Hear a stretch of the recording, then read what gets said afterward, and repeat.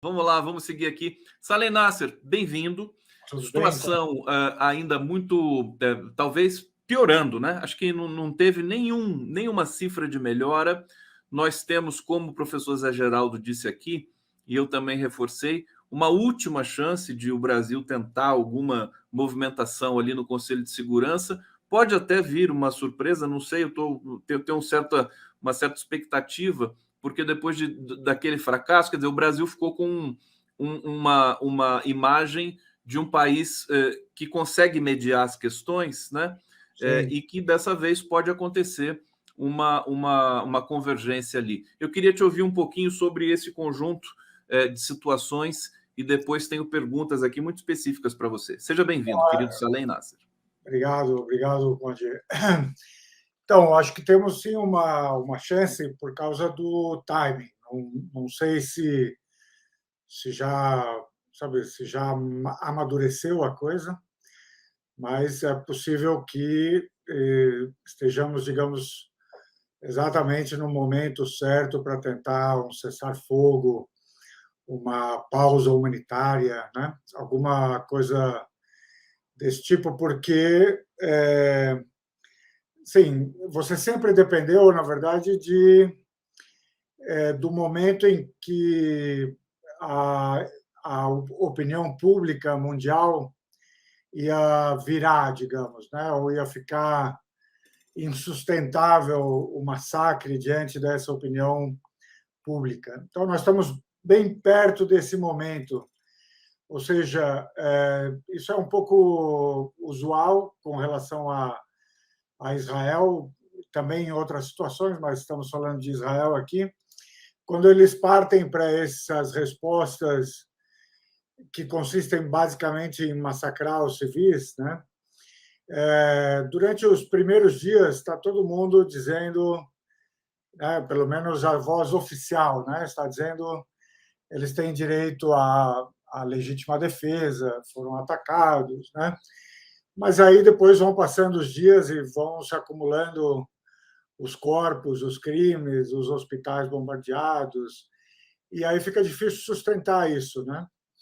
Então, em algum momento, você precisa dar uma parada, porque a opinião pública está mudando. Nós talvez estejamos hoje, amanhã, sabe, nos próximos dias, nesse ponto de virada, esse ponto de virada em que Estados Unidos vão dizer, oh, não dá mais, né? Tem que dar uma parada. Também, assim, Israel parece menos disposto a isso, mas também dentro de Israel há uma pressão crescente para parar o curso que a guerra tomou, pelo menos o curso de ação israelense, né?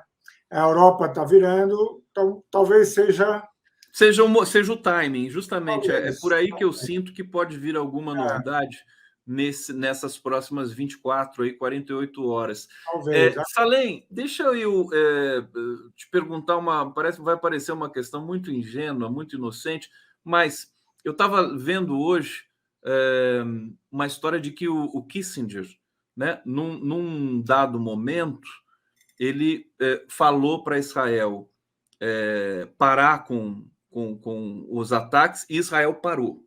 Eu não me lembro em que momento da história foi. Se você lembrar, senão eu vou buscar aqui, porque eu tenho a mensagem. Mas a pergunta que eu te faço é: se os Estados Unidos ordenarem assim, né? Israel falar, não, para, não queremos mais. Israel para? Então, isso daqui essa é uma pergunta, assim, tem tudo menos ingenuidade, viu, Conde? Não sei se você faz de propósito ou não, mas de todo modo ela é uma pergunta essencial. Primeiro, não tanto por causa do Kissinger, mas porque essa guerra ela é bem diferente das demais, tá? Então eu vou passar um dado aqui que faz com que isso seja muito mais relevante. Obviamente, se os Estados Unidos, em qualquer situação, de fato, né, seriamente, disserem para os israelenses pararem ou começarem a fazer alguma coisa, os israelenses farão isso, tá? Em qualquer circunstância normal, tá? Porque eles são muito dependentes dos Estados Unidos. às vezes, eles, por causa da força política que tem dentro do cenário político americano, às vezes você tem a sensação de que é Israel que tem poder sobre os Estados Unidos, sabe? Você tem, às vezes, essa sensação. E isso é verdade em situações dadas, quando, por exemplo, o presidente está se candidatando a ser reeleito, entendeu? E ele precisa do lobby, ele precisa do financiamento, ele precisa dos votos, né? Então, nesse momento, Israel tem uma alavancagem muito grande. Mas numa situação mais crítica, né, como essa de uma guerra, se os Estados Unidos seriamente instruírem, os israelenses vão ter que escutar os americanos. Isso é uma. Agora, tem algo diferente nesta guerra, tá? Que é o seguinte: o golpe que Israel tomou no dia 7, isso é uma coisa que não está aparecendo por aqui na nossa imprensa ou na nossa leitura aqui no Ocidente, né? Está aparecendo para gente especializada, talvez, mas na imprensa, assim, eu digo que a gente está vivendo uma ficção, né? A gente está lendo uma obra de ficção na imprensa, sabe?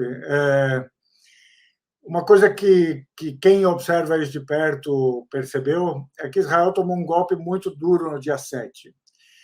E esse golpe ele é apenas marginalmente ligado ao fato de que houve a morte de civis.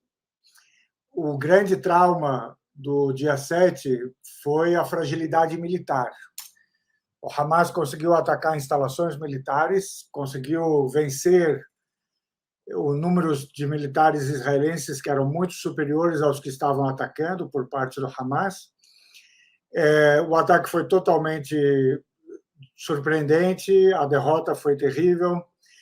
Há um grande número de militares mortos, inclusive generais que estavam nessas posições, e há um grande número de militares que foram levados de volta para Gaza como prisioneiros, né? Então, essa fragilidade foi sentida muito profundamente pelos israelenses e pelos americanos. Então, a chegada dos americanos com porta-aviões e com força total é um sinal de que, sentimos aqui a fragilidade do nosso aliado, nós vamos ter que ir lá e salvar, né? E os israelenses estão se comportando como quem sentiu também o golpe, ou seja, eles estão se comportando como quem está perdido e está fazendo, sabe, tomando decisões ou não sabendo tomar decisões. Hesita, volta atrás, não sabe se vai Exato. por terra, se faz Então, assim assado, né? há muita gente dizendo que, na verdade, agora, nessas circunstâncias, os americanos é que estão dando as cartas, ou seja, os americanos estão decidindo pelos israelenses, né? Então, nesta guerra, isso ainda é mais verdadeiro. Se os Estados Unidos disserem para, eles vão ter que parar. Claro que, assim, os israelenses podem dizer, o Netanyahu, por exemplo, ele tem condições políticas internas, né, muito críticas para ele pessoalmente. Então, ele pode ser levado a desafiar os Estados Unidos porque ele quer que a guerra se prolongue por mais tempo, porque ele, depois da guerra, provavelmente vai ser julgado e preso, né? Então, pode ser que ele desafie a posição americana, mas eles não podem desafiar por muito tempo se os Estados Unidos, de fato, mandarem parar.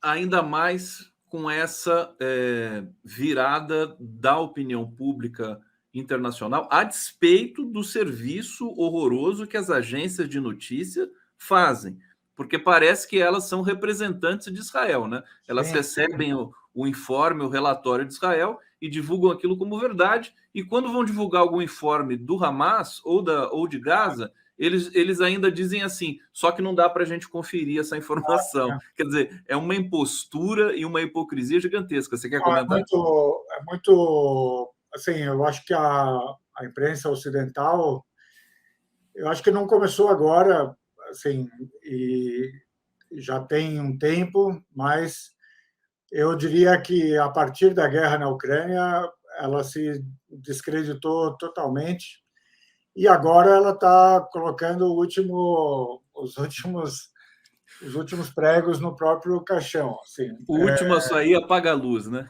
Quer dizer, Exato. desse Porque jornalismo. realmente eles estão nos alimentando com uma coisa fictícia, não há nenhuma coragem, né, de quebrar o registro, de desafiar, de fazer uma investigação, de dizer, mas será, entendeu? Não tem mais autonomia, né? Então, de fato, nós estamos recebendo uma história muito pasteurizada, mas, apesar disso, a opinião pública... Então, esse que é o fenômeno, né, Nasser? Que, assim, a história é implacável, né? Com todo esse esforço aí das Sim. mídias internacionais. Eu estava conversando com o Altamiro Borges o seguinte, né? As redes sociais, paradoxalmente, porque são propriedade de americanos, né? Big Techs, né? Facebook, Instagram, Google, né? Tudo isso. Ela não consegue segurar a mentira, né? O discurso de ódio, mas também não consegue segurar a verdade. Quando a verdade quer aparecer, ela aparece, né? Então, claro que eles fazem um esforço, viu? Porque eles fazem esforço, é verdade. Mas é muito difícil, né? Nós estamos aqui conversando no sim, YouTube. Né? Mas tem realmente tem um esforço, né, de censura. Você deve estar mais familiarizado com isso do que eu, né? Claro. Com a restrição, né, a hashtags, a palavras, então, mas de fato, e depois tem uma coisa, não dá para você restringir o acesso a uma coisa como Palestina, Gaza, sabe? E depois, o que está acontecendo ali é tão enorme, sabe, que aí fica, nem que fosse, sabe, por geração espontânea, no boca a boca e tal, as pessoas vão ficar sabendo, né? Porque é isso, você está falando de 40% dos mortos serem crianças, sabe? Assim, não tem como segurar isso. Por mais que, sabe, seja uma ou outra pessoa gravando e tal. Então, isso realmente não tem como. E eu acho que tem uma. Assim, eu diria, se isso estivesse acontecendo em qualquer lugar do mundo, sabe, com quaisquer outros 2 países, sabe, a gente estaria tendo uma cobertura e uma revolta muito maiores. Isso tudo só é permitido desse jeito porque é Israel, e Israel tem uma proteção fenomenal, né? Mas, de qualquer maneira, tem algo diferente dessa vez. Deixa eu ler comentários aqui do nosso público, meu querido Nasser. Vou até aumentar aqui o tamanho do comentário para a gente poder processar melhor. Maria Celina Pereira de Carvalho, bombardeio sobre residências em Canhunes agora. Está intermitente, né? Eles estão bombardeando o tempo todo. Léa Guimarães, Ana Arendt, sobre a violência, diz que tanto o poder demais quanto a falta de poder geram violência. Falta de poder, o que fazer? Maria Celina Pereira de Carvalho, agorinha bombardeio sobre residências Canhunes. O pessoal aqui nos ajuda também a trazer as informações, eu agradeço. Rinaldo Freitas, professor Salenasser, favor nos atualizar quanto à questão da identificação de quantos eram militares entre os mortos em 7 de outubro. Tem muita verdade do 7 de outubro que só está aparecendo agora, né? Daqui a pouco você vai falar. Você quer falar já? Por favor. Não, pode ir. Depois eu falo. Então, deixa eu terminar a sua rodada aqui, daí eu passo para você. Carlos Alberto Veloso Lopes, a extrema-direita é internacional, assim como seus ideais, os ruralistas extremistas do Brasil, os de Israel não vão sair dos territórios ocupados, alegando direito de conquista. E o Rinaldo aqui, mais uma vez. E quanto ao que está sendo circulado em relação às mortes causadas pelos tanques israelenses em 7/10, que mataram os próprios israelenses nas casas. É isso que a gente fica sabendo, né? Os israelenses mataram muitos israelenses também naquele 7 de outubro. O que você pode falar para a gente sobre isso, Nasser? Então, isso, assim, essa é uma questão central, e eu fiquei preocupado com isso desde o primeiro dia, né? Porque isso é uma coisa que, sei lá, um jornalista, eu não sou jornalista, mas um jornalista, eu diria, deveria ficar curioso com isso, né? Porque você recebe uma informação oficial israelense, né? Que vai crescendo. Você lembra? No primeiro dia eles falaram 300, 400, né? Foi subindo até eles chegarem a um total de mais ou menos 1.500 ou 1.600 mortos no primeiro dia, né? Entre 7 e 8, porque também não havia clareza sobre os guerrilheiros do Hamas estarem ainda presentes nas instalações militares ou nos kibbutz no dia seguinte, mesmo até agora. Tem gente que fala que eles talvez estejam lá até agora, né? Mas subiu esse número, né, de 1.500, 1.600, e aí Israel, eu não atualizei o número ontem, apesar de eu ter escrito sobre isso ontem, mas a última vez que eu vi, eles tinham atualizado os números com nomes das pessoas. Só que ficava faltando 1.000 nomes, sabe? Ou seja, eles liberaram 300 e poucos nomes de militares, liberaram nomes de policiais e agentes de segurança e de inteligência, né, Mossad, Shabak e tal, e liberaram nomes de civis, entre os quais havia 4 crianças, eram umas 90 civis, 4 crianças. Então, esse era o número que você tinha, ou seja, falta 1.000 que você não sabe porque eles não deram os nomes, né? Então, eu estou me referindo apenas aos números israelenses. Se você perguntar para o Hamas, eles vão dizer que eles tentaram ao máximo poupar as crianças, que eles nem queriam levar civis de volta para Gaza, mas que como os combatentes do Hamas foram acompanhados por gente de Gaza e tal, a coisa virou meio... E até, desculpa só te interromper, eu tive acesso a um relato de que naquela rave, né, o Hamas entrou, digamos, com parapentes e tudo mais, e trocaram tiros com o exército israelense que estava ali próximo, e os israelenses atiraram indiscriminadamente, matando soldados do Hamas e o pessoal da rede. Eu acho que pelo desespero desses soldados, né, isso é absolutamente crível, né? Desculpa, e isso mostra de novo uma falha, digamos, do treinamento, né, da preparação deles para enfrentarem situações assim que eles achavam que eram impossíveis, né? Agora, assim, eu realmente não posso afirmar, sabe, sem ter mais uma fonte militar que eu confio bastante, né, que é um cara que sempre trabalhou com coisas militares, que é o Scott Ritter, né, que é um antigo marine americano e inspetor de armas da ONU. Foi ele que inspecionou as armas do Iraque antes da guerra do Iraque e tal. E ele diz que ele tem acesso a vários testemunhos que dizem que muitos dos israelenses, morreram por ataques israelenses, ou seja, por fogo israelense, certo? Tanto na rave quanto nos kibbutz e tal, ou seja, ataques de artilharia pesada, né, contra os kibbutz, e também na rave os tiros e tal. Então, de fato, essa tese tem algum mérito, sabe? Além de que, ao que parece, a maior parte das baixas, né, de militares, De Então, militares e dos reféns também me parece que sim, né? A informação que a gente tem, e que o Hamas considera prisioneiros de guerra e não reféns, né? exato, Porque são militares. E ele já sinalizou que ele liberaria todos os civis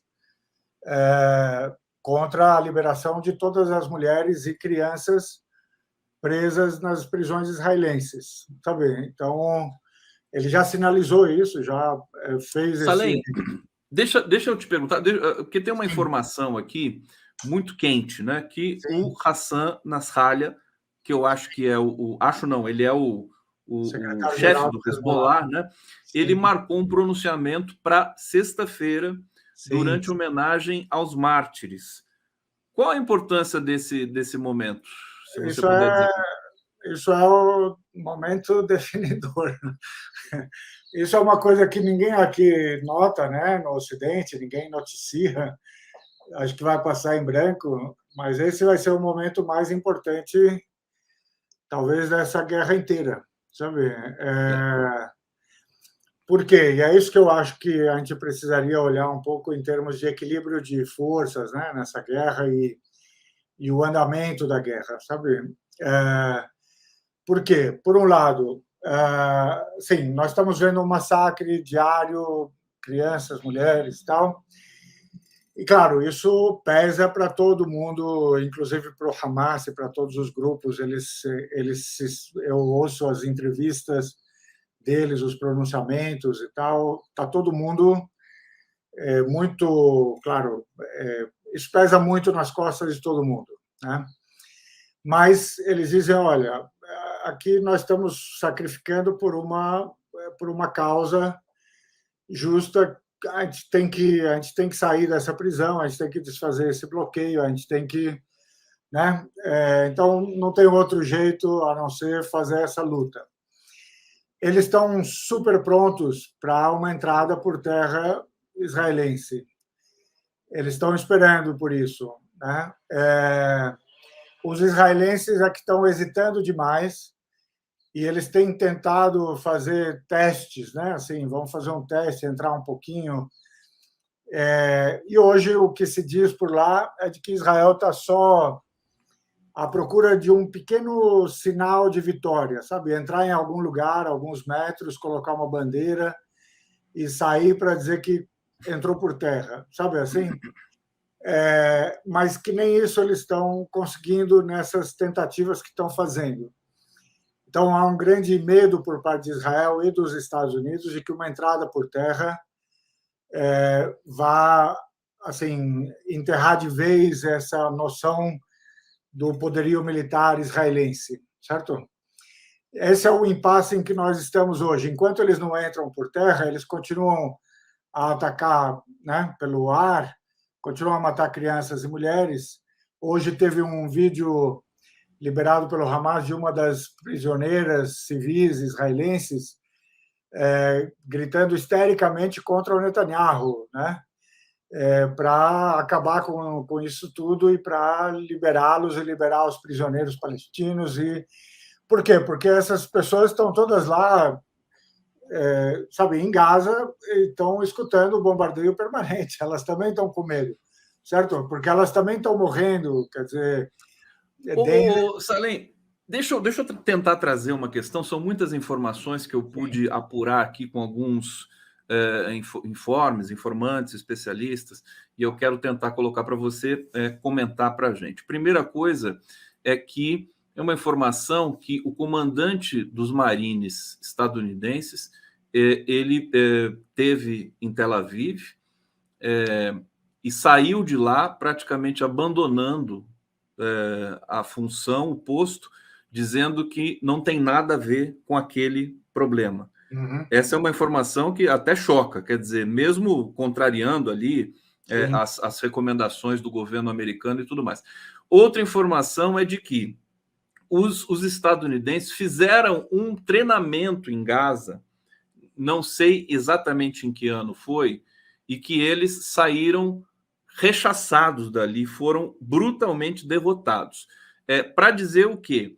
Que os soldados do Hamas, e creio também que do Hezbollah, enfim, e desses, digamos, agrupamentos, melhores do mundo, porque eles são treinados desde os 5 anos de idade, né? São treinados nessa questão. Então, a informação se completa dizendo o seguinte: Israel está em pânico, né? Porque sabe que se entrar de fato no território, e some-se isso à estrutura dos túneis. Um especialista, numa entrevista na Al Jazeera recente, ele disse: os túneis do Hamas eles são a prova de inundação, não podem ser, o gás não tem efeito ali, eles têm defesa com isso, quer dizer, são túneis que são tecnológicos também, e são a 20 metros de profundidade, quer dizer, bombardeio não pode afetar esses túneis. Que balanço que você faz? Eu queria que você juntasse essas informações. Então, aí por que assim, voltando por que o pronunciamento do Nasrallah vai ser fundamental, né? Porque, assim, então, o Hamas está só esperando e, enquanto eles esperam e acompanham, né, o dia a dia, eles estão em permanente contato e, digamos, articulação com todos os grupos que fazem parte digamos, da coligação aí da resistência, tá? Então, isso inclui Irã, inclui a mobilização popular no Iraque, inclui Ansar Allah no Iêmen, todas as facções palestinas e, especialmente, o Hezbollah no Líbano. Tá? Então, esses grupos estão em contato permanente, eles estão todo dia falando o dia inteiro sobre o que está acontecendo em Gaza, certo? Tanto é que você pode perceber que no Iraque houve ataques contra instalações militares americanas, na Síria houve ataques contra instalações americanas, no Iêmen também. Ou seja, eles estão mandando recado de que se os Estados Unidos entrarem em cheio, né, eles vão sofrer consequências em várias frentes, né?